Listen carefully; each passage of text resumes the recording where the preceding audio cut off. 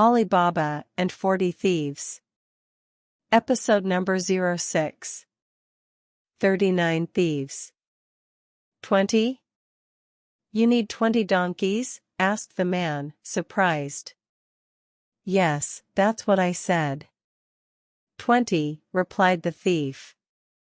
Well, I don't have 20 donkeys, said the man, but I can sell you 2. They are in my field, at the back of the house.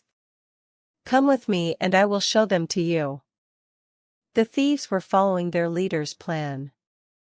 First, they went all round the town to look for donkeys. When the donkeys' owners saw the gold coins in the men's hands, most of them were happy to sell their animals. By the end of the week, the thieves had bought all 20 donkeys. Big donkeys, small donkeys, old donkeys, young donkeys, brown donkeys, gray donkeys, black donkeys, white donkeys. Why does our leader want 20 donkeys? One thief asked another. Has he gone mad? I don't know, the other replied. But we have to do as he says. While the thieves were buying the donkeys, their leader was visiting a pottery outside the town. The potter was painting a colored pattern on a clay cooking dish.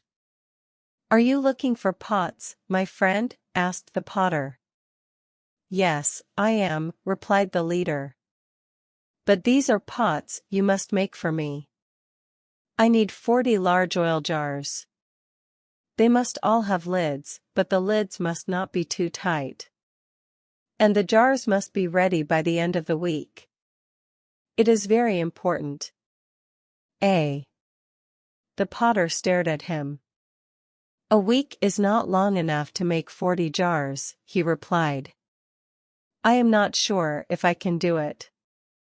If you can, I will pay you with a bag of gold, said the leader of the thieves. He held up a bag of gold. Then he held up his sword. But if you don't do it, you know what will happen. The potter nodded his head and hurried off to begin making the clay jars.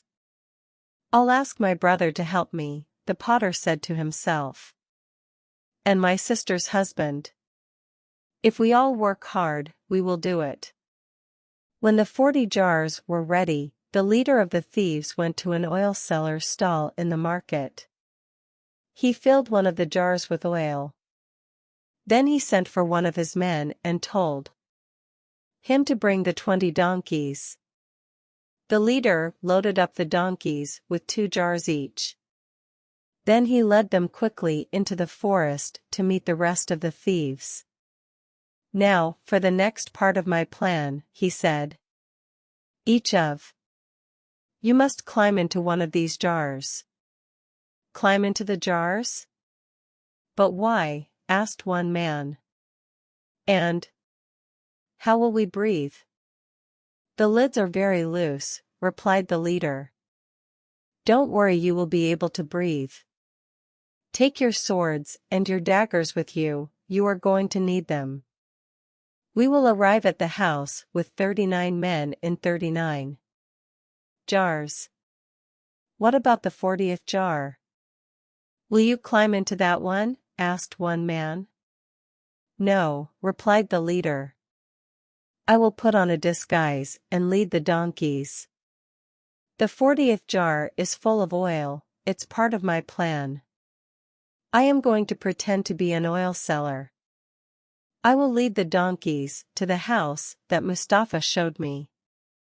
I will ask the man who lives in the house if I can stay the night because I'm in the middle of a long journey. Then, if he lets me take the donkeys into the courtyard, he will find that he has let in 40 thieves with swords and daggers. This unhappy man will be sorry that he stole treasure from me. So each thief picked up his sword and dagger and climbed into a jar. The leader put on a robe with a big loose hood so his face was hard to see. Then he set off with the 20 donkeys and the 40 jars.